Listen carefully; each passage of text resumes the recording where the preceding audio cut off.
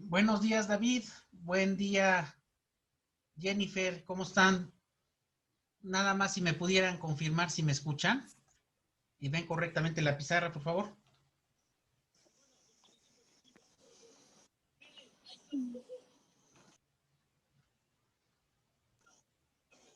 Buenos días. Sí, sí se puede la presentación. Ah, correcto. Vamos a iniciar exactamente 8:30. Vamos a esperar los 3 minutitos que restan. Bienvenidos.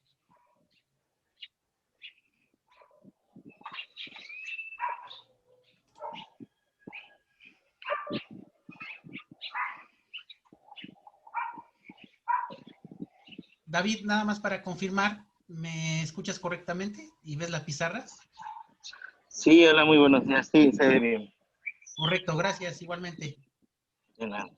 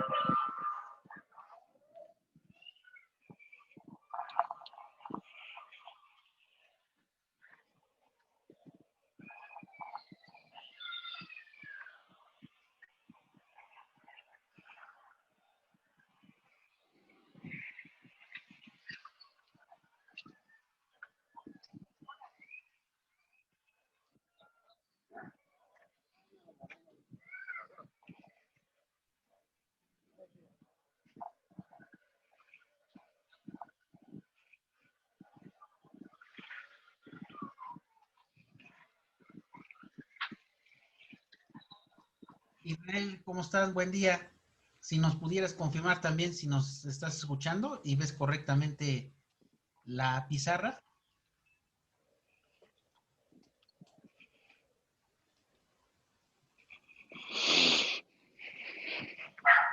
Fernando, buen día también. Gusto saludarte. No sé si nos pudieras confirmar si nos escuchas y ves correctamente la pizarra.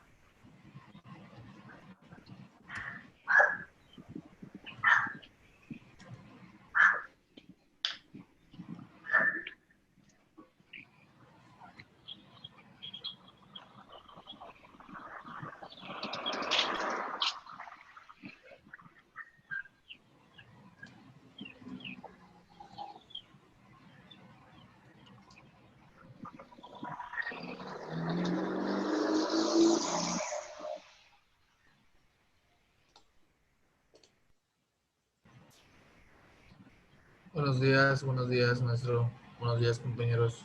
Buenos días. ¿Sí nos escuchas? Sí. Sí, sí, sí, estaba ajustando la pantalla. Ah, Estaba correcto. Gracias. bien. Bueno, pues cuando son exactamente las 8:32, pues le doy la más cordial bienvenida a esta nuestra sesión inicial, primera sesión de nuestra asignatura de pruebas en el sistema penal acusatorio. Para mí es un verdadero gusto, es la primera vez que estoy en maestrías, ya había yo dado clase aquí en la Universidad de Oriente en licenciatura, y bueno, esperemos que se cumplan los objetivos académicos de nuestra asignatura, que ahorita se los vamos a dar, y también pues que su experiencia a través de la plataforma sea de lo mejor. Hay que sacar el máximo provecho de los recursos que están incluidos precisamente en su plataforma de EVA 360. Y bueno, para iniciar, antes que nada, pues reiterar la bienvenida a Armando, David, Israel, Jennifer, Israel, David y Armando, qué bueno que nos acompañan. En esta asignatura de pruebas en el sistema de justicia penal, recuerden, tendremos 4 sesiones sabatinas. Por esta ocasión, nada más por esta ocasión y por esta asignatura, recuerden, vamos a iniciar de 8:30 a 10 de la mañana en punto. Es solamente para esta asignatura. El maestro Harold ya en su momento ya les dio a conocer también igualmente los horarios que tenemos para nuestras correspondientes sesiones. Y me presento, soy el maestro Rubén Blanca Díaz. Yo también he tenido oportunidad de dar clases en línea y presenciales, y mi área de especialización es el derecho penal y el derecho procesal penal. Obviamente sabemos que en la parte procesal ha habido notables cambios con la entrada al sistema penal acusatorio. Muchas de las asignaturas que ustedes ya tuvieron como precedente a la nuestra, pues ahí ya ustedes se pudieron pues prácticamente profundizar en cada una de las etapas de nuestro procedimiento penal. Y en esta asignatura, pues básicamente vamos a ver pues la parte medular, la parte quizá más importante de nuestro proceso penal, que es la parte de las pruebas, ¿no? Es un tema sumamente amplio, no se agota en una o varias sesiones. Yo siempre les hago la recomendación de que ustedes puedan profundizar y complementar cada uno de los temas que vamos a ver en el curso, que están en su temario, y si tienen alguna duda, alguna pregunta, pues con mucho gusto, ya sea en la sesión, durante el transcurso de la sesión, pueden hacer cualquier pregunta que estén pertinente. Ya saben que la regla para tomar la palabra, pues es avisarme a través de su manita levantada para que podamos tener orden en las preguntas. Y si no, al final de nuestra sesión, en los últimos minutos, ahí podremos ocuparlos para cualquier duda, cualquier comentario. Si algo quedara, por ejemplo, en el tintero o que en ese momento consideren que no van a hacer preguntas, pues en el transcurso de la semana, a través de nuestro grupo y a través de la plataforma, con gusto pueden hacer las preguntas que ustedes estimen pertinentes.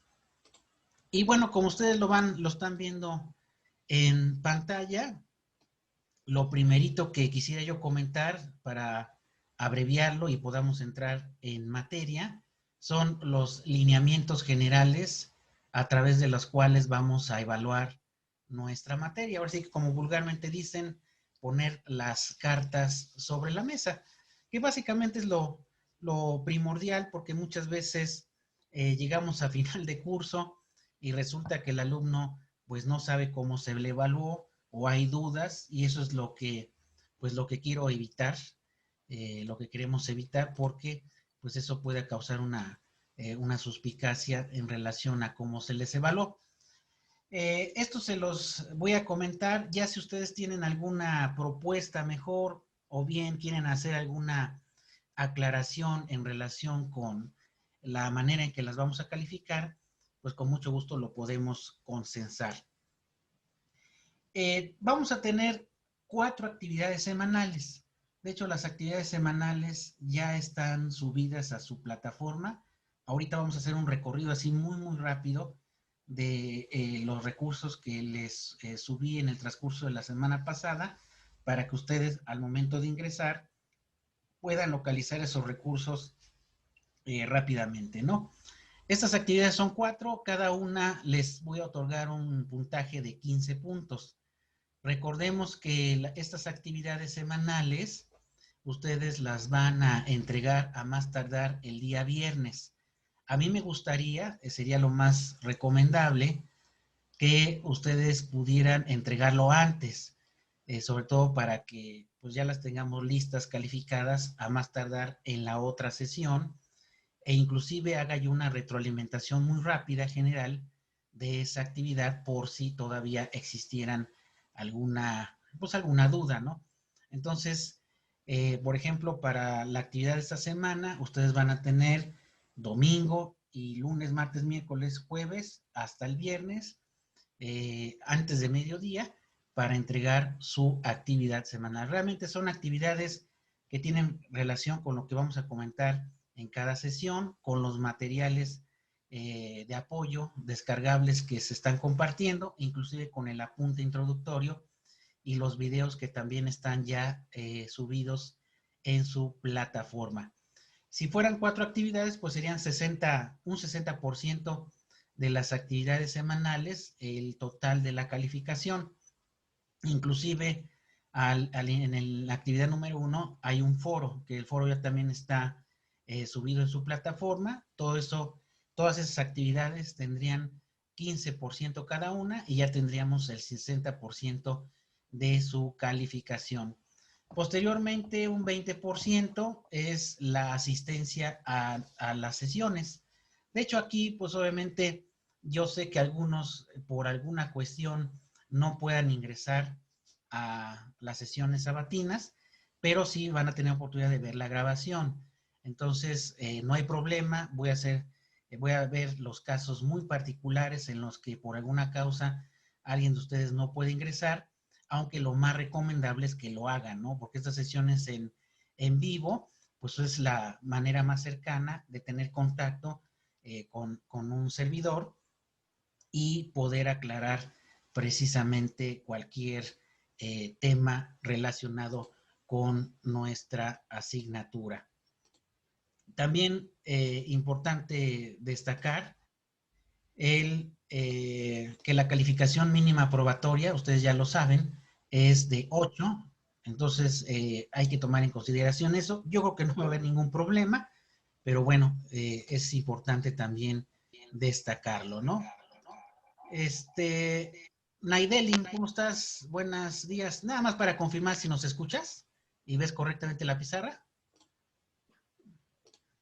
Bueno, esperamos a Naidelin. Y el 20% de participación, perdón, se me olvidaba. Participación en actitudes, los que ingresen, los que hagan sus actividades, los que tengan ingresos en la plataforma, pues no va a haber ningún problema en tener ese 20% de participación. Ahí ya tendríamos el 100% del total de sus calificaciones y estas se irán reflejando en su plataforma. Es pertinente que cuando ustedes ingresen y suban una actividad, pues revisen que ésta se califique y que se refleje la calificación. Nuestras vías de comunicación autorizadas son única y exclusivamente 2, a través de nuestro WhatsApp, ya sea en el grupo o en el WhatsApp personal, 2224 25 18 47, que es el que tengo agregado en su grupo de Derecho Penal y Juicios Orales, y los mensajes a través de la plataforma EVA. Esos son las 2 vías de comunicación a través de las cuales nos podemos comunicar. Espérenme, déjenme aquí rápidamente ver, aquí nos dice el maestro Jaron. Ok, es que dice que no puede entrar, a lo mejor está en espera, pero bueno, ahorita vemos que... Déjenme un minutito.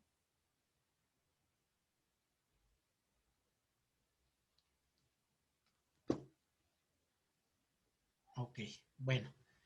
Y vamos a seguir conectar el maestro, pero bueno, vamos a esperar un minutito para que se pueda entrar el maestro. Y bueno, siguiendo con los lineamientos que les estoy precisamente comentando en esta parte inicial de nuestra sesión, el horario de nuestras sesiones, bueno, ya se los comenté, 8:30 a 10, y las sesiones quedarán grabadas y se compartirán también en la plataforma EVA. De hecho, ahí hay un apartado que respecto a los videos que vamos a utilizar durante nuestra asignatura.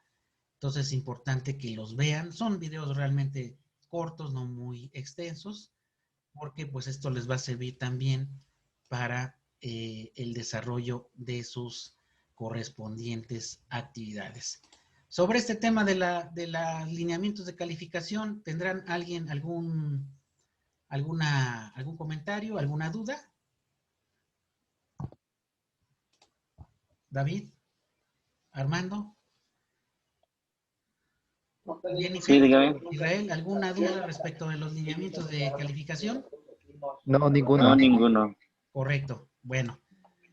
Ahora bien, ¿cuáles son los objetivos, por lo menos los objetivos primordiales de nuestra asignatura de pruebas? Bueno, identificar conceptos teóricos y obviamente el fundamento legal de las pruebas en general, cómo exhibir, ofrecer, desahogar las pruebas dentro de las diferentes fases del sistema procesal, del proceso penal. Y recordemos que un punto primordial, que ahorita lo vamos a comentar, es precisamente el tema de nuestra teoría del caso. Ahorita vamos a comentarlo porque tiene relación inmediata con nuestra asignatura. Y también vamos a distinguir las diversas pruebas necesarias para el ejercicio de los procedimientos orales. Por ejemplo, en la fase de juicio, pues aparte de presentar las pruebas, pues tenemos un argumento de apertura, un argumento de cierre, porque esto es importante también en relación con las pruebas. Y también al final, que es un tema también bastante extenso, no es un tema que se pueda abarcar en pocas sesiones, es las técnicas de litigación, cómo introducir una prueba, el interrogatorio, el contrainterrogatorio, en el caso de la fiscalía, del imputado, etcétera, ¿no? De hecho, ahí les estoy recomendando unos libros que aquí se los voy a proyectar. De hecho, alguno de las ediciones digitales ya también se las subí, se están compartidas en la plataforma, y para los que quisieran adquirir este material impreso, lo pueden hacer sin ningún problema, o quizá ustedes ya lo tengan en su biblioteca. Aquí están, de hecho yo les voy a compartir el material de esta sesión. Tenemos, por ejemplo, el libro de Hesberg, ese es el que yo utilizo mucho, Estrategias para el desahogo de las pruebas en el juicio oral, de Flores Editor. Quizá alguno de ustedes ya lo haya revisado, pero eso es importante precisamente en relación a las estrategias de prueba. Luego hay otro de Mauricio de Cab, de Carlos Mateo Oronoz, de Cipriano Sotelo. De hecho, esta sería como que nuestra bibliografía recomendada, y siempre la recomendación es que cuando ustedes estén revisando su plataforma y además para realizar sus actividades, pues tener a la mano su constitución, su código nacional y algún libro de apoyo. En este caso yo el libro de Hesberg es el que tengo como de cabecera, pero cualquiera de los que les estoy mencionando les puede servir precisamente para el desarrollo de sus actividades. Y aquí tengo una liga que se las estoy compartiendo en plataforma. Todos los archivos del curso concentrados en uno solo están subidos en esta liga de Zinc. Está abierta para cada uno de ustedes. Ustedes nada más les dan clic en esa liga y automáticamente van a poder acceder a todos los materiales. Esto independientemente de que ya están subidos en la plataforma. Luego hay problemas de descarga o que a lo mejor no lo puedo visualizar. Con que ustedes ingresen, lo pueden descargar incluso desde su móvil, desde su computadora, y ahí ya están subidos los libros digitales. Incluso hay un libro que les recomiendo que comiencen a leerlo, que es el de el sistema de pruebas libre y lógico, y es uno de los que pues editó el Consejo de la Judicatura Federal, y viene bastante, muy didáctico referente a este tema de las pruebas, ¿no? Y también importante esto que les voy a mencionar, por favor tomen nota y ténganlo muy, muy presente, es la aportación en su foro de presentación. el foro de presentación, ahorita les voy a decir dónde está. Por favor, voy a necesitar que cada uno de ustedes, como una primera tarea, ya sea al término de nuestra sesión o un poquito después, es su nombre completo, la edad, bueno, la carrera ya la sabemos, la maestría, algunos de sus pasatiempos, sus gustos, el campus, las expectativas del curso y que por favor puedan revisar su planificación de la praxis. De hecho, la planificación de la praxis ya también está subida en su plataforma EVA y si no, no pueden acceder por alguna cuestión en la misma liga donde están concentrados nuestros materiales. Ahí viene el nombre, planificación de asignatura, la pueden descargar, está en PDF, aunque realmente se realizó en Excel, ¿no? Y bueno, la presentación para que los conozcamos. No sé si todos sean de Cancún o alguno haya alguno de otro municipio o estado. Municipio, sí. Ah, Estado no. qué? Del municipio de Puerto Morelos. Ah, correcto. De hecho, ahí tenemos una compañera contadora que trabaja con nosotros. Ella está en Puerto Morelos. Correcto. ¿Los demás son de Cancún?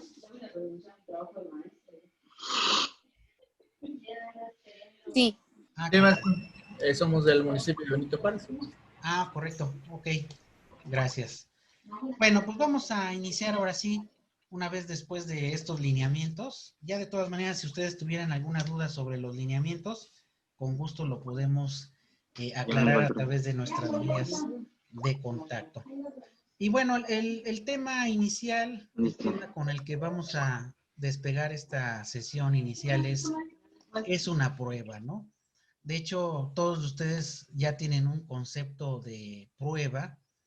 Eh, Sabemos que hechos los tenemos que demostrar con alguna prueba. Las argumentaciones las tenemos que soportar con una prueba. La teoría del caso la tenemos que soportar como una prueba. Pero realmente los dogmáticos, ¿qué dicen sobre el concepto de prueba? Bueno, de manera general, de hecho en la teoría general del proceso, donde ustedes en alguna ocasión seguramente habrán comentado que es la prueba en todas las ramas procesales, pues Ovalle Favela nos dice que es uno de los elementos procesales esenciales. ¿Por qué? Porque a través de las pruebas es como se va a determinar la participación en el evento delictivo, en este caso por parte del imputado, ¿no?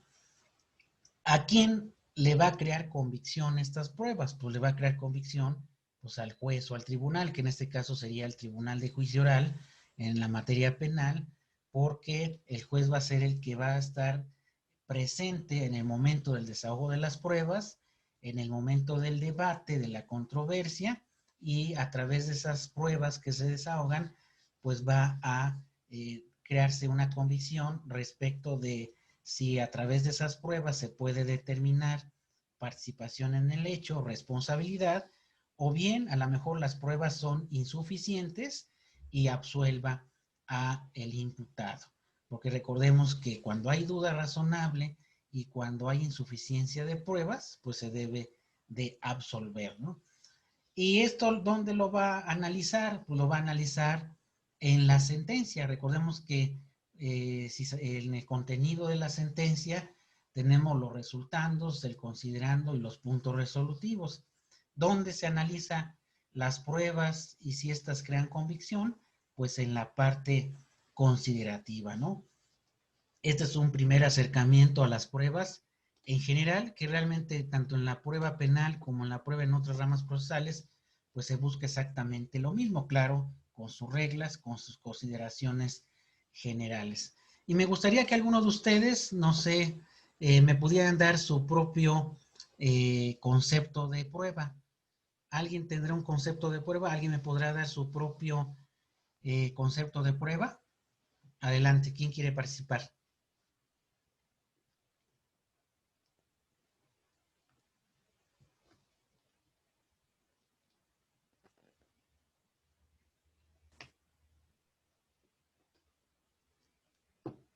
Jennifer, Israel, Carolina, ¿nadie?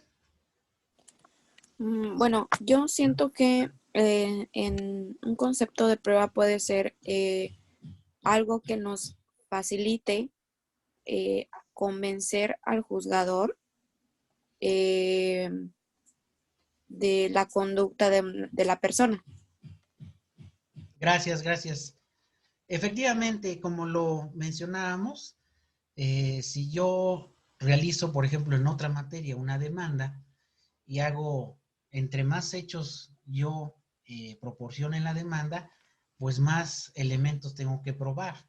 Recordemos que un principio general es el que afirma, tiene que probar. No sé si lo recuerdan ese principio. Así es. Correcto. Entonces, aquí obviamente en la materia penal, pues lo podemos aterrizar en que quien acusa, quien me está diciendo que cometió un delito, pues es el obligado mediante las pruebas a acreditarlo, ¿no? Entonces, si ustedes observan, tanto en la teoría procesal general como en la prueba ya en materia penal, como bien lo comenta su compañera, pues el juzgador debe tener elementos para que pueda decidir sobre, antes le llamaban responsabilidad, ahora es participación en el hecho, pero lo va a hacer a través de las pruebas. No sé si recuerden que uno de los pues, problemas operativos que tenía el sistema inquisitorio es que a alguien se le condenaba sin que las pruebas fueran suficientes para decretar su responsabilidad. ¿Esto qué quiere decir? Pues de que el juzgador, bueno, pues con una sola prueba, e incluso sin evidencia física, llegaba a condenar a alguien y pues esto era una franca violación a las garantías criminales, a lo que menciona la Constitución, porque pues el juez debe de estar plenamente y sin lugar a dudas consciente de que a través de esas pruebas pues se va a determinar la participación del imputado en el hecho delictivo, ¿no? Otro aspecto conceptual precisamente de las pruebas, pues es precisamente el que el tema central de todo el proceso acusatorio, pues es precisamente este tema de la prueba, ¿no? Recordemos que la prueba también tiene que ajustarse a los principios que rigen el sistema penal acusatorio en general. Por ejemplo, la publicidad, pues en este principio es que, pues así como está observando el tribunal y las partes el desahogo de las pruebas en una audiencia, pues también el público que está presente se puede percatar de las pruebas que se están desahogando en el procedimiento. Algunas veces decimos, el, el juez vio otra cosa diferente a lo que se desahogó en el procedimiento. ¿Puede llegar a suceder? Pues quién sabe, puede ser que llegue a suceder, ¿no? Eso se da mucho en el procedimiento norteamericano. Ustedes sabrán que pues, hay un jurado y ante el jurado es ante quien se desahogan las pruebas, ¿no? 12 personas que son seleccionadas en el jurado y que cada una de ellas percibe el desahogo de pruebas de manera obviamente diferente, ¿no? No es lo mismo en el sistema acusatorio porque pues, sabemos que el juez de control o el tribunal de juicio oral pues son abogados, ya tienen experiencia en procedimientos en cada una de sus áreas y en materia penal no es diferente y ellos ya saben perfectamente bien el alcance, las limitaciones de las pruebas, que incluso vamos a ver que en materia penal se rigen de manera libre y de manera lógica. Realmente no hay pruebas tasadas, no hay como en el procedimiento civil que una prueba tiene un valor por esto y por esto y por esto. No, afortunadamente no es así, sino libremente el juez o el tribunal puede hacer una libre valoración de las pruebas, ¿no? También tenemos el principio de contradicción. ¿Alguien me puede decir cómo podríamos aplicar el principio de contradicción en las pruebas? A ver, Israel.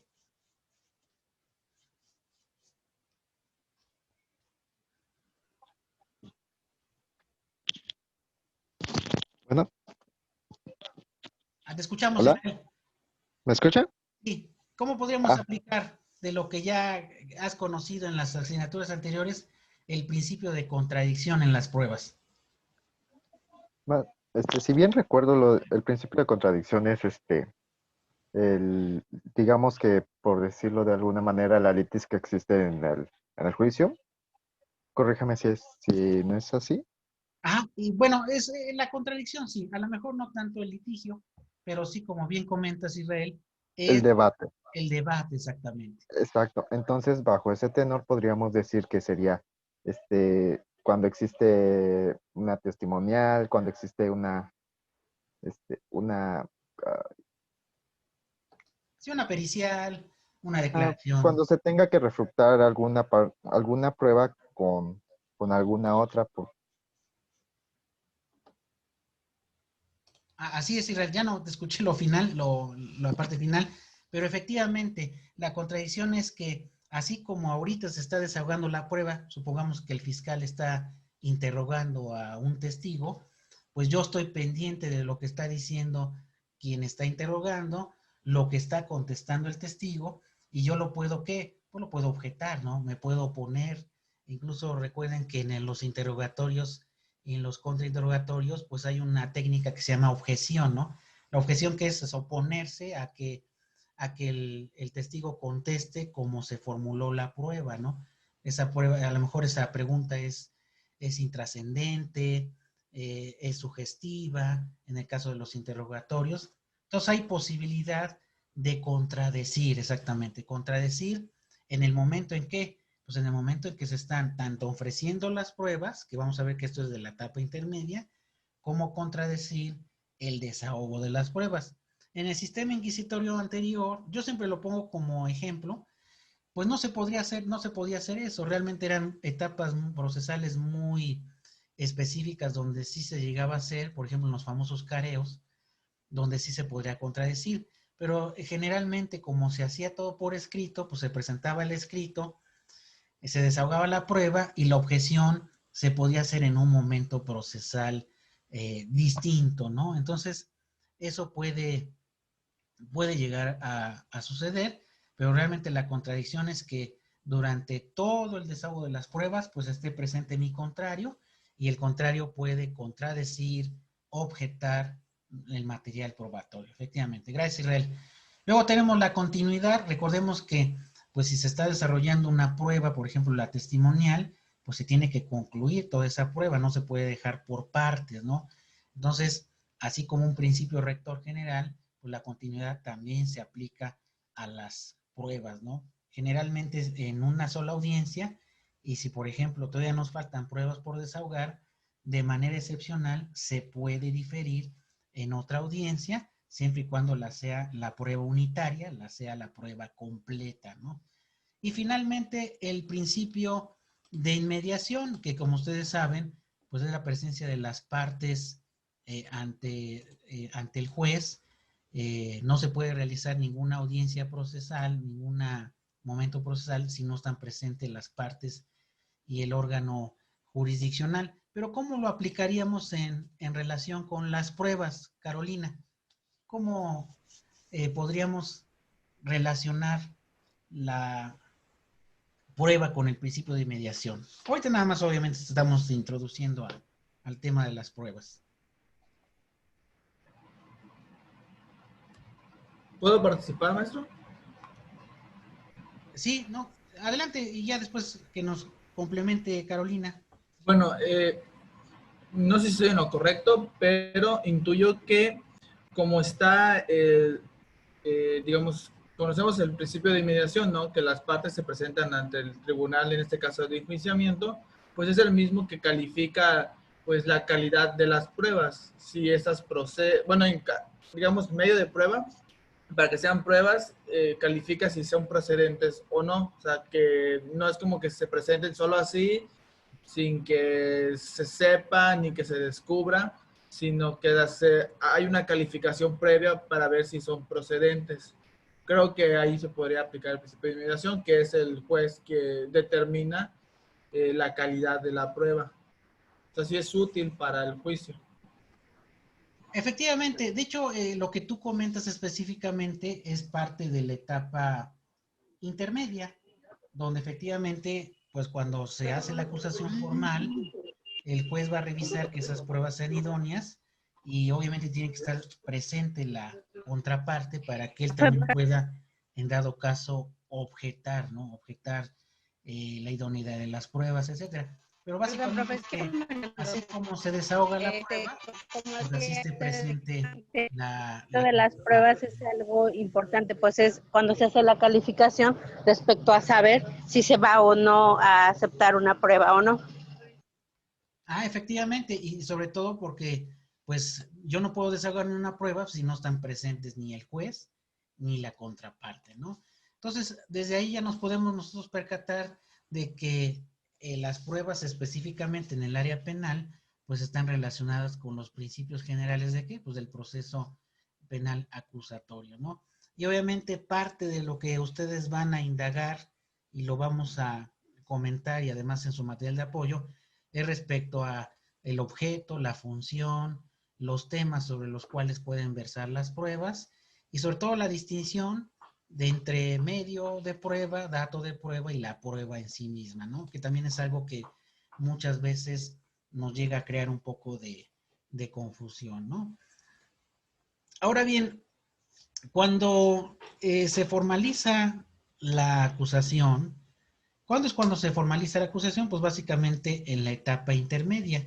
Recordando un poco de la etapa intermedia, recordemos que es una de las fases procesales en donde existe actuaciones escritas y procedimiento oral o audiencia oral.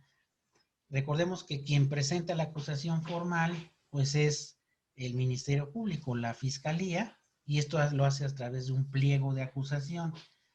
De hecho, la semana que viene yo les voy a presentar un pliego, un ejemplo de un pliego de acusación para que ustedes vayan identificando que en ese pliego de acusación expone el hecho, los hechos en materia de la controversia penal, ya incluso da el delito formalmente por el cual se le acusa y en ese pliego vienen las pruebas. Precisamente las pruebas que en su momento se van a admitir en la audiencia de carácter intermedio. Bueno, mal llamada intermedio porque realmente sabemos que es de preparación de juicio oral. Y aquí un punto medular que quisiera que se llevaran en esta sesión es que las pruebas van a ir en relación a ¿qué? En relación a nuestra teoría del caso. Recordemos que la teoría del caso no es otra cosa más que nuestra versión verosímil, creíble, de los hechos.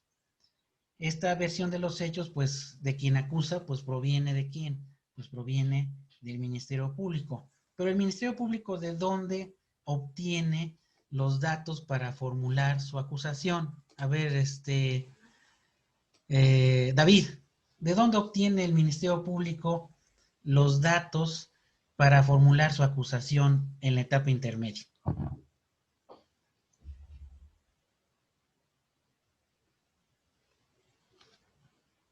¿Sí me escuchas, David?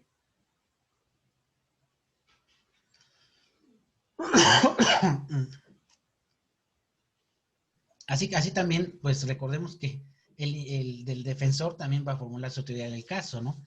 ¿De quién obtiene? ¿Puedo participar, profesor? Adelante. Bueno, más que nada, el Ministerio Público ahora sí que realiza actos de investigación con lo quien es la Policía Ministerial. Pues ahora sí que ambos coadyuvan para realizar y llevar a cabo una investigación y posteriormente de ahí, pues sacan pruebas dependiendo de cómo usted nos explica, de la teoría del caso, ya sea pruebas documentales o ya periciales o testimoniales. Entonces, eso ya dependiendo del tipo de delito del que hablamos o para poder desarrollar las pruebas pertinentes que ellos crean que puedan probar la participación del imputado. Muy bien, Jennifer, ¿verdad? Así es. Muy bien. Como tú bien dices, el Ministerio Público va a recabar elementos para su investigación, pero básicamente de quien obtiene los hechos, pues es de la víctima, ¿no? La víctima es quien le dice, esto pasó, y en base a eso van a ser los elementos probatorios, ¿no?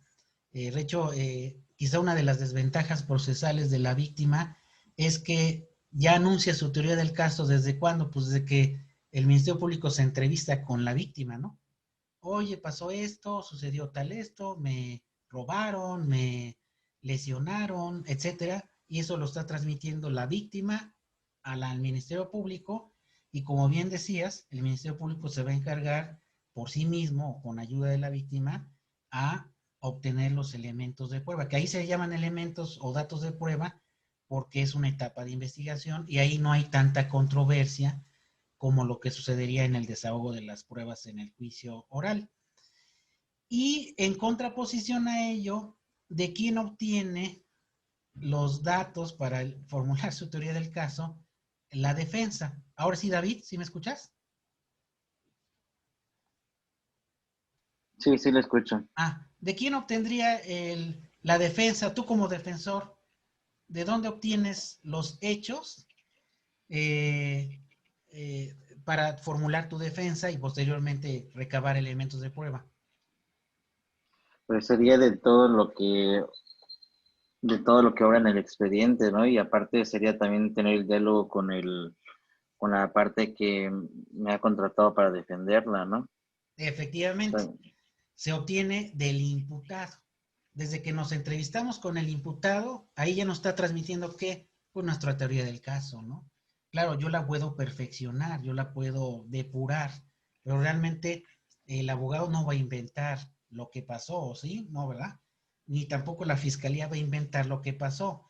Pues todos los datos los va a tomar de qué? Pues de los hechos que me exponga cada una de las partes que estoy patrocinando, ¿no? Inclusive como asesor jurídico, que también puede tener una parte activa en el procedimiento, pues obtiene los hechos de parte de la víctima y el Ministerio Público de parte de la víctima, y en este caso el imputado, como bien comentas, te los transmite desde el inicio el imputado, pero no los descubres hasta cuándo.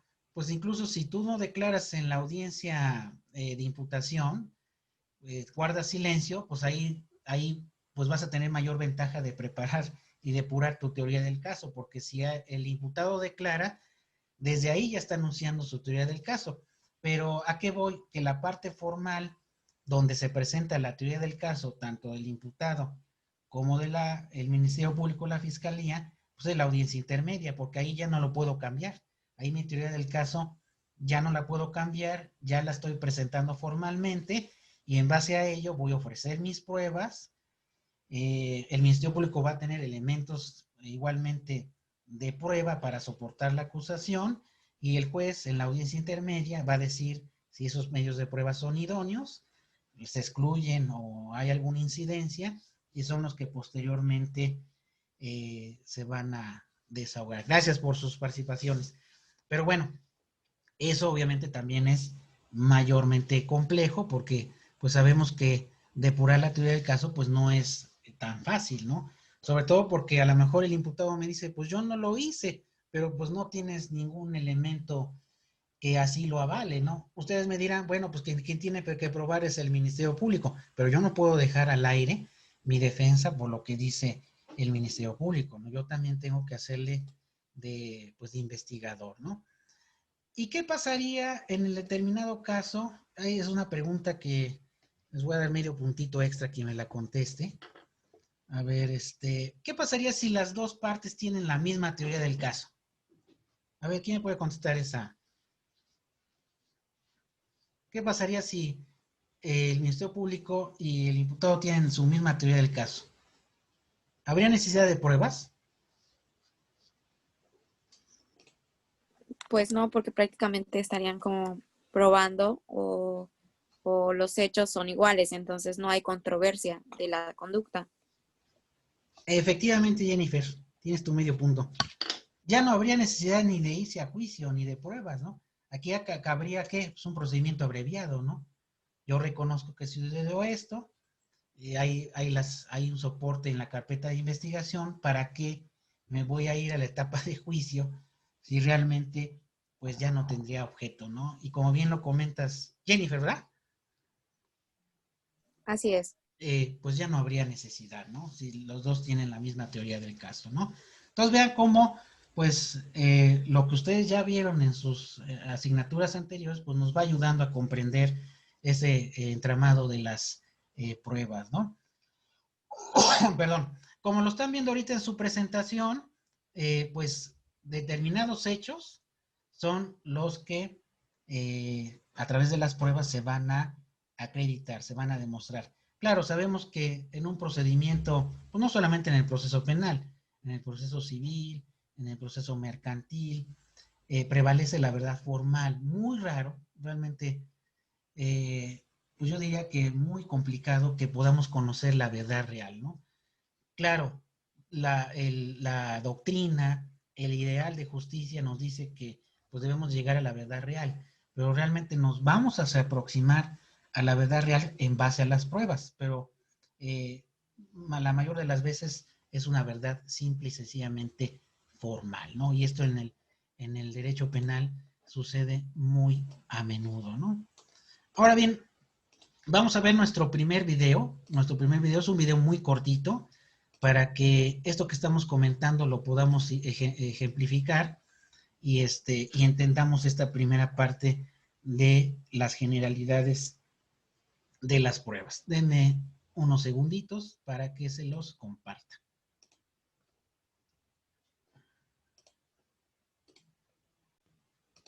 El sistema de incorporación, desahogo y valoración de pruebas, con lo que se busca un procedimiento pronto, eficaz y eficiente. ¿Cuáles son las pruebas que se permiten para desahogo de responsabilidades? ¿Qué tipo de pruebas pueden caer en lo ilícito? ¿Las pruebas lograrán el esclarecimiento de los hechos y evitarán la impunidad? Y para hablar de los medios de prueba y de la carga de la prueba, nos acompaña el maestro Rogelio Paredes. Él es maestro en Derecho Procesal. Es ex subprocurador de quejas y recomendaciones de la Procuraduría Social de la Ciudad de México. También estará con nosotros el maestro Hugo Contreras. Hugo Contreras es director general del Centro de Justicia Alternativa del Tribunal Superior de Justicia y es también especialista en propiedad intelectual. Acompáñenos. Muy frecuentemente escuchamos, sobre todo cuando los medios de comunicación están enfrente, a presuntos delincuentes decir, no hay pruebas que lo acrediten. ¿Cómo se consigue una prueba para comprobar, valga la redundancia, que verdaderamente se cometió o no un ilícito? Doctor Paredes. Bueno, la ley procesal establece cuáles son los requisitos que se tienen que cumplir. Principalmente diríamos que es ilícita una prueba cuando se obtiene vulnerando garantías constitucionales, por ejemplo, que se entre a un domicilio sin la autorización del juez federal para hacerlo. Y en ese caso, si se obtiene esa prueba de esa manera, esto ya es una prueba ilícita y de acuerdo con nuestro sistema jurídico, esa prueba no tiene valor probatorio y se tiene que excluir. Pero, ¿qué pasa si al entrar de esa manera, violando el derecho que el domicilio es invulnerable, se obtienen otros datos que señalan otro domicilio donde hay otras pruebas que sí involucren a una persona que se está buscando? Cuando se hace de esa manera, la tendencia es que también se excluye. Aquí hay... Lo que parte de una ilegalidad no puede ser legal. Sí. Hay una teoría que habla sobre esto que es el fruto del árbol venenoso. Es decir, si de origen una prueba ya es ilegal, es ilícita, lo que de ahí se derive en otro medio de prueba que se obtiene, ahora sí cumpliendo con los requisitos legales, también es ilícito. Sucede, por ejemplo, con las grabaciones que escuchamos y que frecuentemente se publican en algunos medios. Fulanito le dijo a sutanito, etcétera, se publican y luego eso se puede obtener o se puede presentar como si fuese una prueba ante un juzgado. En lo penal, habría que darle un tratamiento especial para ver justamente cómo es que se obtuvo para poder determinar si se trata de una prueba lícita o ilícita. En el caso de las grabaciones, bueno, lo que ahora se hace prácticamente es avisar que se está grabando y en algunos casos no se hace. Entonces hay que tomar en cuenta el momento específico en donde se está llevando a cabo esa grabación para ver si esa prueba cuenta con la calidad que comentaba Rogelio, en el sentido de que el juez pueda calificarla como de legal. Yo creo que es bueno precisar. Sí, supongamos que está persiguiendo a un grupo delincuencial. Sí. Y el juez autorizó que se grabaran las conversaciones telefónicas Sí. de los miembros de este grupo delincuencial. Sí. ¿Se les tiene que avisar? Oye, grupo delincuencial, ¿te estamos grabando? No, para nada. Ahí no, porque ya el juez previamente autorizó esa investigación de esa manera. Decía yo que sí se puede ofrecer un medio de prueba cuando una de las partes involucradas en esa conversación, en ese medio de comunicación, es parte inclusive de esa comunicación. Lo que está prohibido es que se exhiba como medio de prueba una comunicación siendo un tercero ajeno a eso. Pero si es parte y le sirve ese medio de prueba, sí se puede exhibir. Ahora, con el nuevo sistema penal acusatorio, las pruebas se pueden obtener de correos electrónicos, se pueden obtener de conversaciones telefónicas. Y creo que toda la sociedad le está soplando al jocoque después de que alguien por ahí se quemó la leche con el espionaje telefónico. Sí. ¿Son válidos ya el espionaje telefónico? Siempre y cuando previamente esté autorizado por un juez federal y que es motivo de una investigación. ¿El correo electrónico? Sí, cualquier medio de comunicación electrónico sí se puede obtener y se puede exhibir válidamente en un proceso. Y en este caso para acusar a un presunto responsable. Solamente en penal, civil, mercantil, electoral, laboral, fiscal, etcétera, no. Ahí no se puede pedir... Solamente en penal. Sí. En la Constitución expresamente lo señala. En ningún otro se puede. Es un derecho fundamental el que tenemos de que nadie debe meterse en mi comunicación privada. Claro. Hay ese derecho a la privacidad. Es una garantía constitucional. Indudablemente. ¿Forzosamente debe haber la intervención de un juez para que estas pruebas sean válidas? Bueno, habría que dividir cuál es, en qué momento o en qué etapa en el caso en materia penal, en qué etapa del proceso se está actuando. Porque puede ser a nivel administrativo, es decir, a través del agente del Ministerio Público que efectivamente es un investigador, o bien en el órgano jurisdiccional cuando ya escaló esa parte. El juez también investiga, ¿no? Pero, perdón, ahí sí debe pedirse previamente la intervención de la autoridad judicial para poder intervenir una comunicación privada. En todos los casos. Sí, para que tenga validez en el proceso. Y ese medio de prueba obtenido así se puede ofrecer a un proceso penal. Eso sí es indispensable, que se pida la autorización del juez y éste la conceda. Aquí en todo caso estaremos hablando de una labor, digamos, en conjunto, tanto del agente del Ministerio Público, que es insisto, una figura administrativa, como del órgano jurisdiccional. Entonces, ya no es únicamente el juez, únicamente la autoridad administrativa la que... Bueno, aquí vimos parte, no quisiera yo extenderme más para que nos dé tiempo de ver los demás temas precisamente en relación a las pruebas, pero aquí habrá de algo muy importante que vamos también a abordar. ¿En qué fase procesal nosotros podemos obtener, como lo mencionan los intervinientes en este video, las pruebas o los datos de prueba? De hecho, aquí están hablando básicamente de la etapa de investigación. Vamos a ver que las pruebas tienen una técnica respecto de cómo recabarlas dependiendo de la fase procesal. Y eso es parte de de las generalidades de las pruebas, porque sabemos que pruebas obtenidas de manera ilícita no van a ser admitidas. Claro, aquí habría que demostrar que efectivamente se hizo de esa manera, ¿no? En contravención, como lo mencionan los exponentes, en contravención de las leyes procesales del Código Nacional o bien de la propia Constitución. Pero recordemos que en la etapa de investigación, pues prácticamente quien se encarga de obtener esos datos y medios de prueba, pues es el Ministerio Público, ¿no? Y el Ministerio Público y las policías incluso, cuando recaban indicios en el lugar donde sucedió la escena del crimen, por ejemplo, pues tienen que respetar, por ejemplo, en caso de cadenas de custodia, el embalaje de las evidencias, etcétera, ¿no? Entonces vean qué tan profundo se puede llegar en relación de las pruebas tan solo en una etapa, en la etapa de investigación. Ahora ya no digamos en la parte procesal, porque recordemos que esas pruebas en la etapa de investigación solo sirven para la fase inicial o desformalizada, pero finalmente las pruebas que van a decidir participación en el hecho, pues van a ser las que se desahoguen en el proceso penal, ¿no? Este video completo lo pueden ver igual en su plataforma, sin mayor problema, ¿no? Ahora bien, ya entrando a la prueba, ya no en aspecto de la teoría general del proceso, sino en el aspecto del derecho procesal penal, vamos a ver que diversos autores pues nos definen la prueba en materia penal como aquellas que, a través de las cuales el juzgador o el tribunal obtiene el asesoramiento sobre determinados hechos. Y esos hechos, obviamente, pues se deben de esclarecer, ¿no? Ya no digamos, por ejemplo, en un homicidio, ¿no? Para mí la parte más compleja en materia de pruebas en cualquier proceso penal, pues es un homicidio, la investigación de un homicidio, ¿no?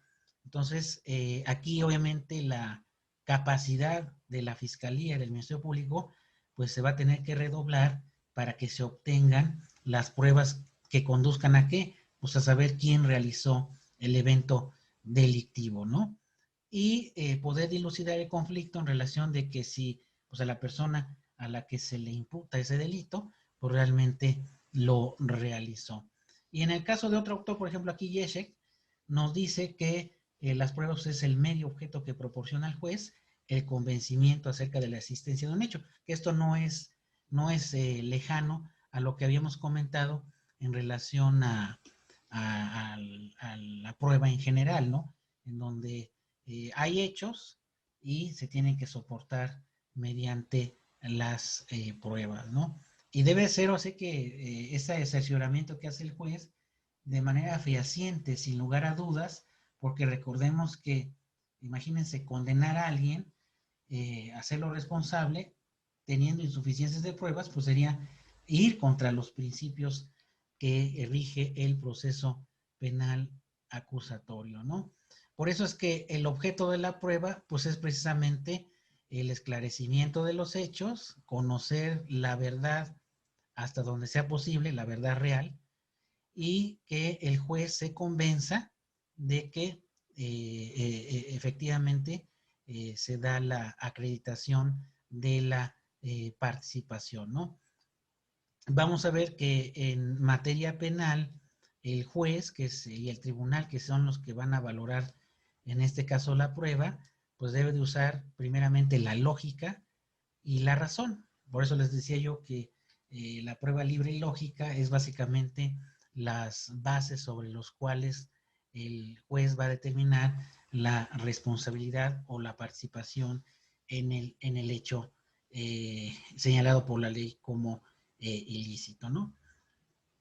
También otro aspecto importante respecto de las generalidades de la prueba, recordemos que hay un principio básico y determinante en el proceso penal, que es que quien acusa es el obligado a probar, ¿no? La carga de la prueba la tiene quien acusa.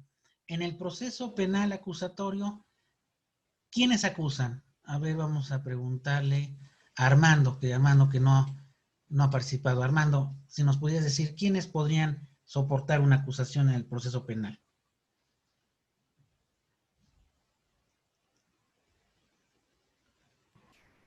Pues la acusación, si no mal recuerdo, en el proceso penal la realiza el Ministerio Público, pero tiene que ir con base a lo que se expuso en el, ¿cómo se llama? El que va antes, en la imputación, con los hechos de la imputación, tiene que guardar relación.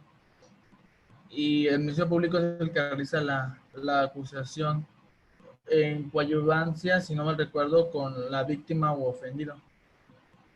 Efectivamente. De hecho, en el sistema inquisitorio mixto y en el sistema acusatorio, la carga de la prueba quien acusa es para el Ministerio Público, pero recordemos que por ahí hay una figurita muy poco usada, porque realmente no hay reglamentación en donde el particular puede acusar. ¿Alguien me puede decir en qué casos el particular acusa? No sé si lo habrán comentado en sus materias anteriores.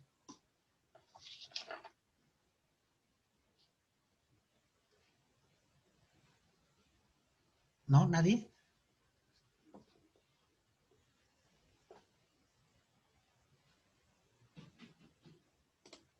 Cuando el particular acusa, en la acción penal de particulares. Recuerden que por ahí hay un capítulo completito que habla de la acción penal privada o la acción penal de particulares. Es un procedimiento sui generis, no existía realmente en el sistema anterior, en donde el particular hace a un lado al Ministerio Público, por decirlo de manera coloquial, y él mismo recaba sus datos de prueba y los presenta ante el juez de control para que citen al presunto, vamos a llamar, al indiciado, y él mismo arma su carpeta de investigación y puede formular una acusación, le vamos a llamar una acusación sui generis, ¿no? A través de la acción penal de particulares. Quizá una de las deficiencias de este procedimiento, que obviamente solamente procede contra delitos menores, delitos no graves, y en ciertas circunstancias que menciona el Código Nacional, no tiene la reglamentación, no hay un reglamento, no existe. Es una parte que el legislador federal ha omitido, porque en lo particular yo lo he intentado y realmente el juez pone muchísimas trabas para admitir una acción penal de particulares, porque no hay reglamentación. Un juez me dice una cosa, otro juez me dice otra, pero para dejar claro, la carga de la prueba la tiene quien acusa y lo hace el particular en la acción penal de particulares y la fiscalía en la acción penal pública, ¿no? Que es la mayoría de las veces en donde el Ministerio Público es quien tiene que soportar esa carga, ¿no? ¿Esto dónde lo vemos reflejado? Pues en el artículo 20 constitucional. La institución del Ministerio Público pues es una institución que ya existía desde los sistemas procesales en México anteriores.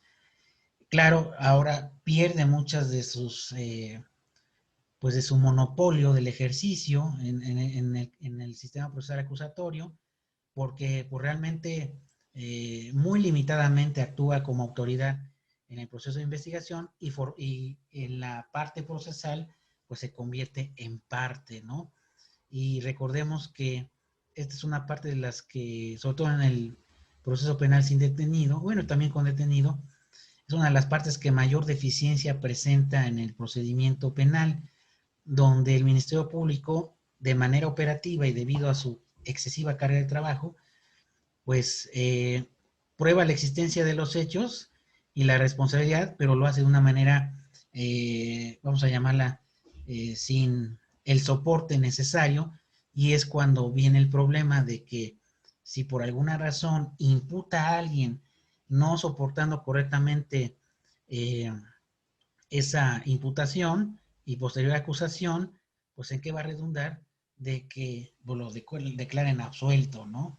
Y eso a quién perjudica, pues perjudica a la víctima. La víctima, todas esas personas que han salido con la famosa puerta giratoria en este sistema, es precisamente por las deficiencias en la integración de la imputación y la acusación que hace el Ministerio Público, ¿no? Claro, sabemos que en el sistema anterior, si ya de por sí la carga probatoria era compleja para la fiscalía, pues ahora mucho más, ¿no? Sobre todo porque tiene que reunir ciertos y determinados requisitos. Y como lo comentábamos, excepcionalmente, y eso también se lo van a llevar de tarea, leer un poquito sobre la acción penal de particulares que se menciona en el Código Nacional de Procedimientos Penales, ¿no? Ahora bien, vamos a entrar a los principios que rigen la prueba, que son también parte de las generalidades de este tema de las pruebas en el sistema acusatorio. Uno de los primeros principios, tanto doctrinales como en el Código Nacional, de hecho en el artículo, si mal no recuerdo, es el 356, déjeme ver, habla sobre la libertad probatoria. Ahí anótelo, por favor. La libertad probatoria, ¿a qué se refiere? Pues que las partes pueden probar los hechos y las circunstancias tendientes a demostrar la existencia del delito o la plena responsabilidad. Recuerden, estamos hablando de las dos teorías del caso, por cualquier medio de prueba, ¿no? De los que incluso ustedes mencionaron hace ratito, ¿no? Testigos, peritos, una pericial en psicología, una pericial en balística, etcétera, ¿no? Claramente la ley procesal penal señala que se admite cualquier medio de prueba, claro, siempre y cuando no se haga en contravención a lo que dispone la propia Constitución. Y el juez, así como tiene la libertad probatoria, la libertad de valorar las pruebas y de manera lógica, pues tiene que admitir todos los medios de prueba que se le ofrezcan, ¿no? Ahora sabemos que hay más posibilidad de que nos admitan una prueba, por ejemplo, a través de medios electrónicos, medios digitales, correos, como lo mencionaba, un correo, una grabación de audio, un video, que hay que tener mucho cuidado de dónde se obtienen esos medios de prueba, porque pues eso le puede dar materia a mi contraparte. ¿Para qué? Pues para pedir que no se admita, ¿no? Porque sabemos que se debe de obtener de manera legal, incluso lo mencionaban en el video, ¿no? Si a lo mejor yo como parte en una conversación lo exhibo, no hay ningún problema, pero ¿qué pasa si esta conversación la exhibe o la ofrece un extraño a? Pues ahí se va a dejar de tener los efectos legales, a menos que tenga la autorización de alguno de ellos, ¿no? También dentro de esta libertad probatoria es que la prueba sea pertinente, que no sea en contra del derecho, y finalmente el juez o tribunal, sabemos que en el proceso acusatorio no tiene que tener injerencia respecto de ello, pero sí puede, en su caso, excluir un medio de prueba cuando la contraparte o alguna de las partes justifique por qué se debe de hacer, ¿no? Entonces, este principio es de vital importancia porque no se puede restringir las pruebas tendientes a demostrar nuestra teoría del caso, ya sea de acusación o ya sea de defensa. Tienen que obviamente tener relación inmediata y necesaria con los hechos materia del juicio, porque si yo voy a ofrecer algo que no tiene relación, pues no tiene caso, y que se apegue a las reglas generales de las pruebas que está precisamente en el artículo 356 de el Código Nacional, donde dice: podrán ser probados por cualquier medio pertinente producido e incorporado a través de las reglas de ese código, ¿no? Y siempre acercándonos, como lo habíamos comentado, a la verdad procesal, o por lo menos a la verdad que se quiere descubrir, ¿no? Otro principio es el principio de contradicción, que eso va en relación con lo que habíamos comentado igual hace rato, en que todas las pruebas ofrecidas, tanto por la víctima, el Ministerio Público y el imputado, implica que pueden ser controvertidas por las partes en igualdad de circunstancias. Esto quiere decir, estamos hablando de las objeciones, estamos hablando de la audiencia intermedia, cuando se ofrecen y admiten las pruebas. Eso que quiere decir que pues las partes deben estar muy pendientes desde cualquier fase procesal, sobre todo la intermedia y la de desahogo de pruebas, de que se cumplan esas reglas para el material probatorio y que el juez, el tribunal, siempre respete a las partes ese derecho de objetar, de contradecir en todo momento ese material probatorio. Vamos a ver que, por ejemplo, en la imputación, la formulación de la imputación y el plazo para vinculación a proceso, también se pueden ofrecer pruebas. De hecho, en esa parte, también se tiene que respetar el principio de contradicción, ¿no? Como lo comentaban sus compañeros que participó, pues este proceso acusatorio, pues tenemos la posibilidad de objetar y contraducir esas pruebas. Luego tenemos el principio de inmediación, que tienen relación con las pruebas y los principios generales que rigen el procedimiento penal, en donde necesariamente el juez o tribunal deben de estar presentes en todas las audiencias, tanto en la intermedia como en la de juicio oral, para presenciar el desahogo y la contradicción de las pruebas, ¿no? Recordemos, por ejemplo, que no hay secretario, no hay jurado, entonces son directamente el tribunal quien debe de presenciar el desahogo de las pruebas, ¿no? Y siempre en búsqueda de la verdad real, y si no, por lo menos de la verdad formal, ¿no? Y la lógica de este principio, pues se extiende a las audiencias en las etapas previas, que vamos a ver que esto aplica en la etapa de investigación, en la etapa, en los momentos procesales de la etapa de la audiencia, perdón, de la etapa inicial o desformalizada, el intermedio, obviamente, porque es la parte medular donde se van a admitir, y esto aterriza en el juicio oral, ¿no? Otro principio, el principio de concentración. El desahogo de las pruebas se concentra en una sola audiencia preferentemente y solo se considera como prueba la que se haya desahogado, ¿no? A lo mejor en la etapa de la investigación en la carpeta, en la integración de la carpeta de investigación, cuando no hay detenido, esas pruebas pueden ser refutadas y excluidas en la etapa intermedia, y si no se desahogan, pues no van a tener el efecto jurídico que en este caso quien acusa pudiera tener, ¿no? Entonces el hecho de que existan pruebas en esa carpeta no quiere decir que con esas mismas son las que se van a desahogar. Tienen que pasar un tamiz, tienen que pasar un filtro, que es precisamente la etapa intermedia. Y recordemos que puede haber el fallo, el hierro judicial, de que a lo mejor el juez admitió una prueba que no debió de admitir, pues aquí es a donde las partes pueden echar a andar los medios de impugnación, ¿no? Luego tenemos la cadena de custodia, que también es muy importante, sobre todo estamos hablando de la fase en donde está la investigación por parte de la policía y del Ministerio Público. La cadena de custodia es muy fácil describirla, pues es cómo se van a documentar, cómo se van a registrar el manejo de las evidencias. Nosotros estamos hablando de las evidencias físicas, de los indicios. Estamos hablando, por ejemplo, los casquillos de la bala, restos de fluidos humanos, sangre, orina, cabellos, etcétera, ¿no? Eso es una parte sumamente importante, porque recordemos que en el proceso penal acusatorio no podemos condenar a alguien si no hay evidencia física de que realmente sucedió, ¿no? Esa es una parte medular del procedimiento. Antes podíamos condenarse incluso sin evidencia física en el sistema anterior, pero ahora hay mucha puntualidad en que debe haber evidencias, debe de haber indicios sobre ello, ¿no?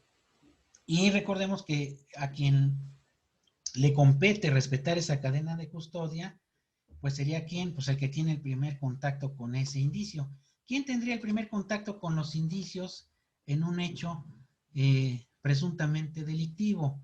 Vamos a preguntarle a Israel. A ver, Israel. ¿Quién tendría el primer contacto con los indicios, con las evidencias físicas? En el lugar de los hechos, Así es. podría ser la policía, que vendrían siendo prácticamente los primeros, ay, se me olvidó cómo se les dice.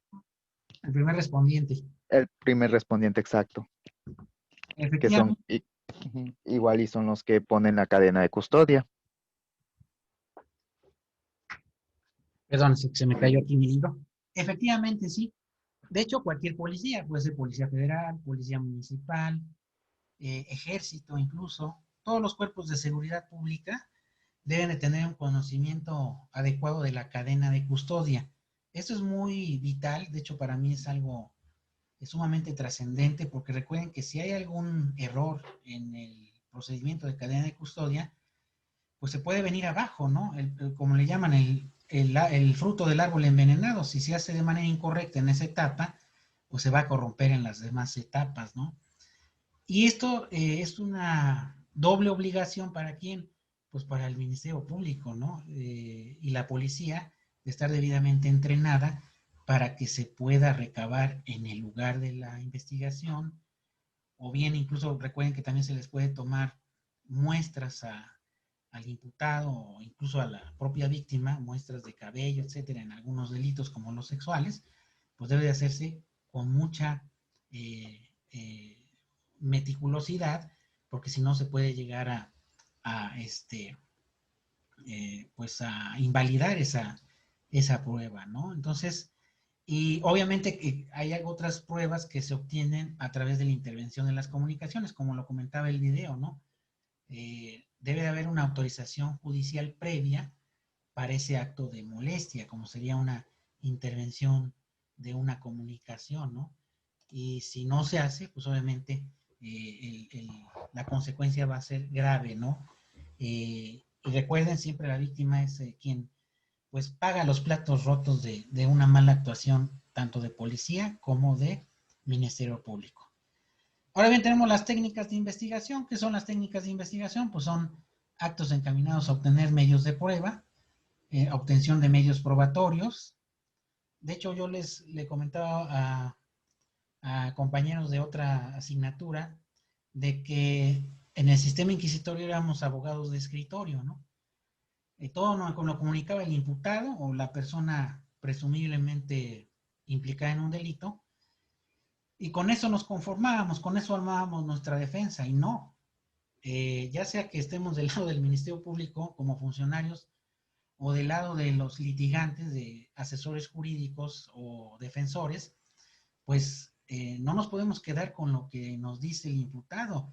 Tenemos que ir al lugar de los hechos. Por ejemplo, si hubo un robo en una tienda de conveniencia, pues tenemos que trasladarnos al lugar, ver las cámaras, cómo estaban ubicadas, los videos, si alguien pudo haber oído algo, visto algo, etcétera. O sea, tenemos que ser investigadores también. Porque si nada más nos quedamos en el escritorio, pues seguramente nuestra defensa no estará bien soportada, ¿no? Entonces, en el caso de la defensa, que la libertad probatoria también es muy amplia, pues nosotros tenemos que ir más allá, ¿no? Obtener elementos probatorios, obtener medios de prueba. Claro, en algunas ocasiones sí va a ser necesario el control judicial de esos actos de investigación, pero recordemos que sobre todo en la etapa de la investigación, pues nosotros debemos también como abogados ir más allá y tratar de obtener los elementos suficientes para, de pruebas para aportarlos tanto en la etapa de investigación como en la etapa de intermedia y de juicio oral, ¿no? Entonces, siempre va a ser en beneficio de quién, pues de la parte que estamos patrocinando, ¿no? En este caso la defensa del imputado, y en base a qué, pues a los hechos que nos transmite el imputado, ¿no? Luego tenemos la prueba anticipada, que es la que por su naturaleza se desahoga en etapa previa a juicio oral, porque recordemos que las pruebas tienen su efecto jurídico solamente en esa etapa y no antes. Entonces sí puede haber etapa anticipada, sobre todo en la formulación de la imputación, o antes de la apertura del juicio oral. Obviamente debe ser, generalmente es practicada por el tribunal, por el juez de control, y que sea solicitada por las partes, las que deben de expresar las razones de por qué queremos anticipar una prueba fuera de la, por eso que fuera de la etapa de juicio, que es la etapa medular, donde se desarrolla precisamente el desahogo de las pruebas. Entonces, por regla general, podemos llamar prueba anticipada pues, a toda la que se desahoga fuera de la etapa de juicio oral, ¿no? Y también se tienen que observar ciertas reglas que tanto el Código Nacional como los libros de los autores, por ejemplo, Hesberg, nos dan para que no haya ningún inconveniente en que estas pruebas pueden ser admitidas. Y además siempre recuerden, siempre hay que justificar el por qué queremos anticipar esa prueba, ¿no? No nada más creer que es necesaria, sino hay que justificarla plenamente, ¿no? Ahora bien, les voy a presentar el último video porque ya no creo que nos dé tiempo de los demás. Un videito muy corto respecto a este tema de las pruebas para que podamos concluir precisamente con el tema de las generalidades, que de hecho está subido en su plataforma, ¿no? Denme unos minutitos. La prueba es el instrumento. Y simplemente es para ejemplificar esto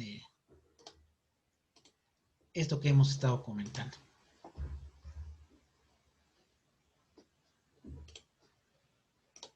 La prueba es el instrumento procesal más relevante para determinar cómo ocurrieron los hechos que se someten a consideración de un juez. A través de las pruebas y su valoración, el juzgador está en la posibilidad de emitir un fallo. ¿Qué tipos de pruebas existen y en qué etapas del proceso penal se pueden presentar?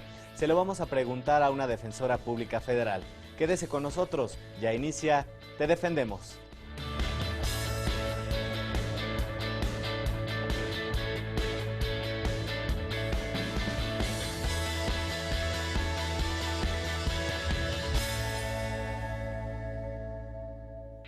Nos acompaña en el estudio la licenciada Sara Valderas Ramírez, defensora pública federal. Bienvenida, licenciada. Gracias. Mire, quiero comenzar preguntándole qué son y cómo se clasifican los medios probatorios. Claro que sí. Mire, los medios probatorios son instrumentos procesales que utiliza una persona para demostrar la veracidad de una afirmación o de un hecho.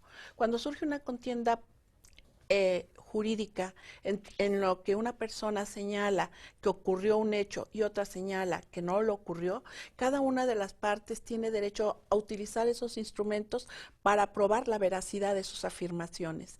Por eso tenemos claramente pruebas testimoniales, pruebas periciales, pruebas materiales, pruebas documentales, y en ese sentido el juez esos medios probatorios los utiliza para emitir un juicio y va a valorarlos conforme a derecho para determinar cuál de esos medios dice la verdad, o cuál de esos medios es más apegado a la verdad, o cuál de esos medios es el que no está dotado de falsedad. Licenciada, ahora díganos cuáles son las principales modificaciones que planteó la reforma penal de 2008 para la valoración de estos medios probatorios. Claro que sí, mire, la reforma del 2008, además de que trajo aparejada el cambio de 10 artículos de la Constitución, hizo una clasificación por datos de prueba, medios de prueba y pruebas. En ese sentido, el sistema de valoración de pruebas también se modificó y en el caso concreto se atiende a los principios del nuevo sistema acusatorio. ¿Cuáles son? El principio relativo a la inmediación, que solamente se van a poder valorar en sentencia aquellos medios de prueba que se hayan desahogado en presencia del juez. Otra situación es que es en relación al principio de contradicción. Solamente se van a valorar aquellos medios de prueba en los cuales tanto el Ministerio Público como el imputado y su defensor, en uso del principio de contradicción, hayan tenido la misma oportunidad de poder incorporar, producir ante el juez y tener la posibilidad de debatir si eso es válido o no. Bueno, ahí está una muestra de lo que estábamos platicando, precisamente en relación con los principios de las pruebas. Aquí menciona obviamente dos. Sabemos que se relaciona con todos los principios de rectores del proceso penal. De hecho, este video, ojalá tengan oportunidad de ver completo, porque ahí la invitada habla sobre la relación de los principios y las pruebas con algunos ejemplos prácticos, ¿no? Y es precisamente con lo que vamos a terminar nuestra sesión del día de hoy, que es la clasificación de las pruebas. Dato de prueba, medio de prueba y prueba, ¿no? De manera general, la prueba, ¿qué es? Pues la que se desahoga en la audiencia del juicio, ¿no? Crea convicción sobre la teoría del caso que sostienen las partes y además que están corroborados con las pruebas. Y como lo comentaba la funcionaria del Instituto de la Judicatura, pues aquí el juez va a valorar quién se acerca a la verdad a través de esas pruebas y quién a lo mejor se está apartando de la verdad, ¿no? Y eso en el sistema norteamericano lo puede dilucidar el jurado, y aquí en México, en el sistema acusatorio, pues lo dilucida el Tribunal de Juicio Oral, ¿no? El dato de prueba, ¿qué es el dato de prueba? Pues es el determinado medio de prueba que aún no se desahoga ante el juez de juicio oral, pero es suficiente para las etapas iniciales del procedimiento. Estamos hablando de la etapa de investigación, lo que es la audiencia inicial, la de control de la detención, la formulación de la imputación y la vinculación a proceso. Son aquellos medios de prueba que nos van a servir para que para sujetar a proceso o no a el imputado en esa fase.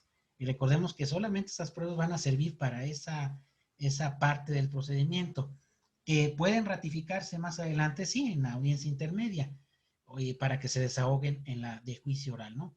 Y el medio de prueba, pues básicamente los medios de prueba pueden ser los que también comentó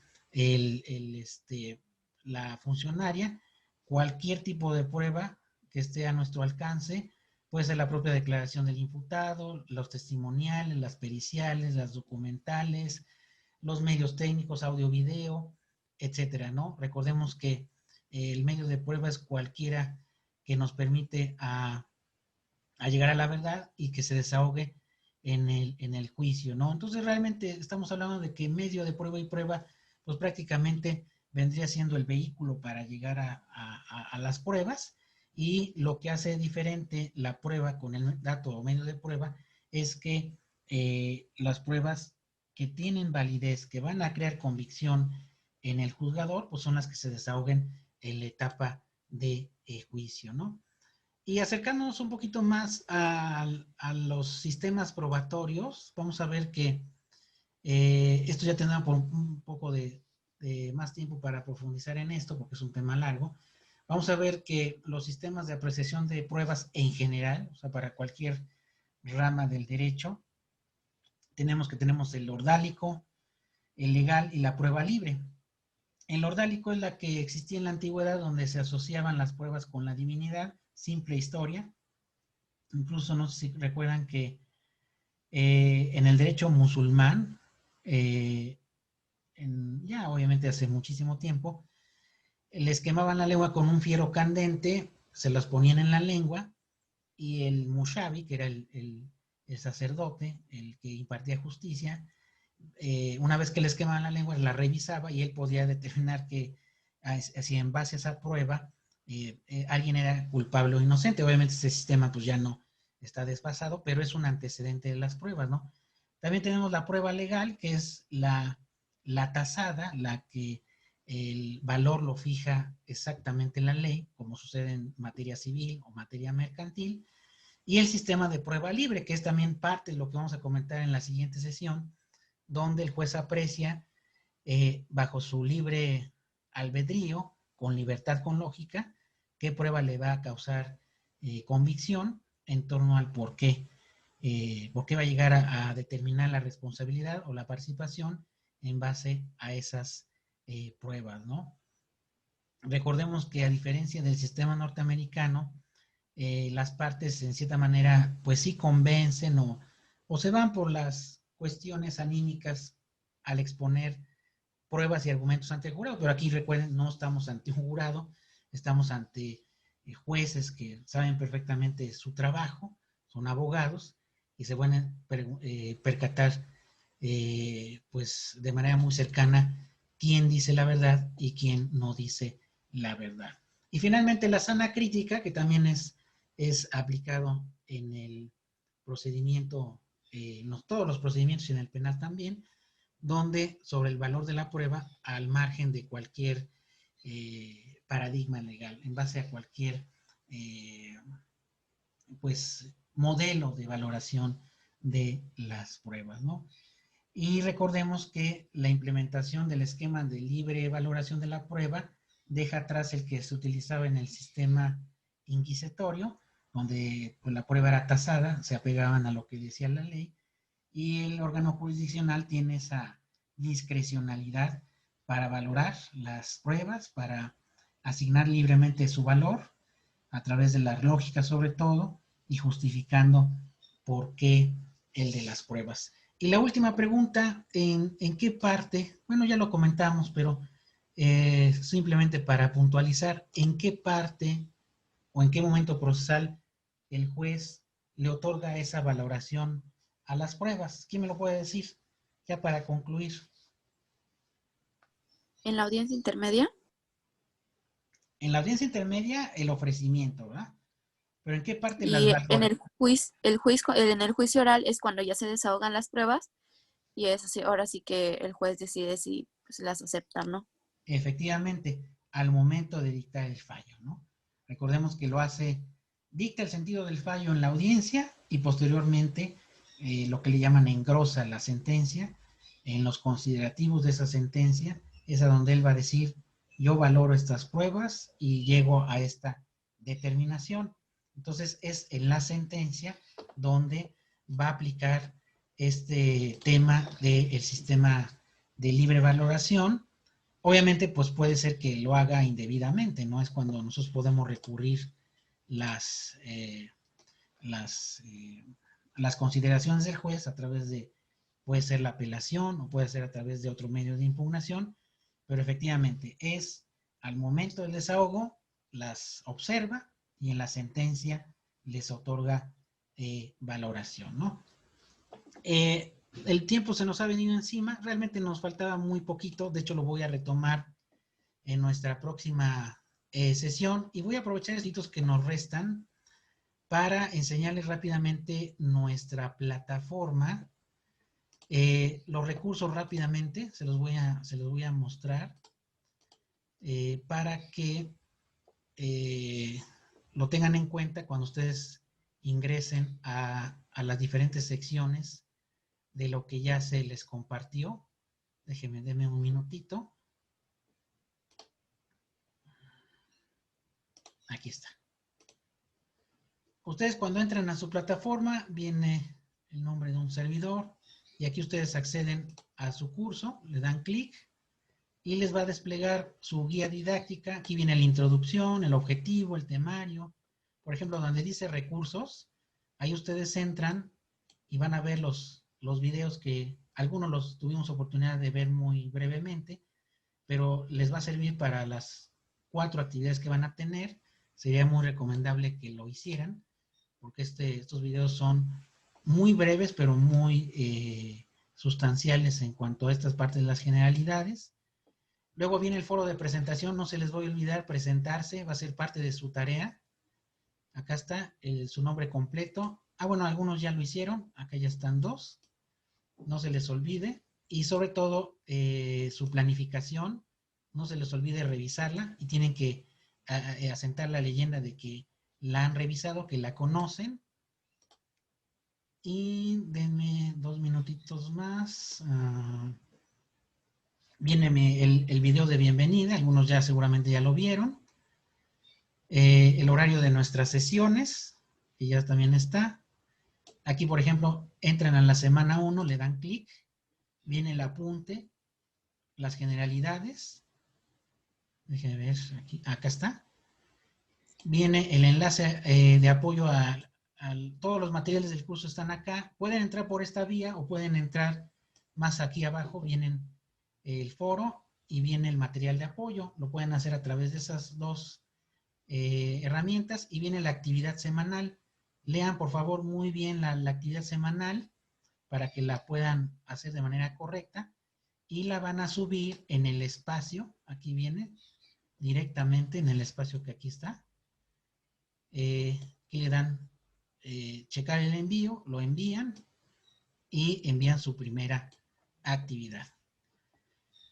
Y bueno, hay otros recursos, pero por obviedad de tiempo, pues ya no me va a dar, ya no los vamos a poder ver, pero de todas maneras, si ustedes tuvieran alguna pregunta, comentario respecto de los materiales que se presentan en el curso, pues con mucho gusto, en el transcurso de la semana, lo podemos checar sin mayor problema. Me envían un mensajito a través de la plataforma o bien por nuestro WhatsApp.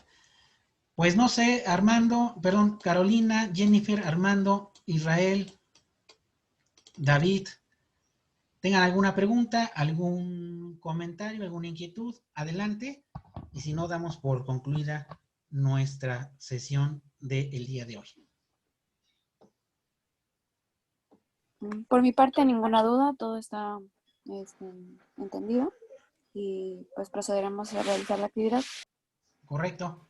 Gracias. Igual de mi parte, maestro, muchas gracias por su tiempo y quedó todo claro. Gracias, Armando. Sí, por el momento todo está bien, la clase muy bien, inclusive a la hora EVA, muy estructurado, demasiado fácil de ubicar las cosas. Correcto, gracias, Israel. Me gustaría que para la próxima sesión pudieran poner su fotografía o prender su video para que los podamos conocer, pero no hay problema. Ojalá lo puedan hacer. Igual subir su perfil en la plataforma para que los podamos conocer. Pues si no hay mayor pregunta, les agradezco infinitamente su participación en esta primera sesión de nuestro curso. Les deseo que tengan un excelente sábado, un excelente fin de semana. Y bueno, pues recuerden el envío de su actividad, la participación en el foro, su presentación en el foro y no se les olvide revisar su planeación. Muchas gracias, que estén muy bien. Que tengan un excelente sábado.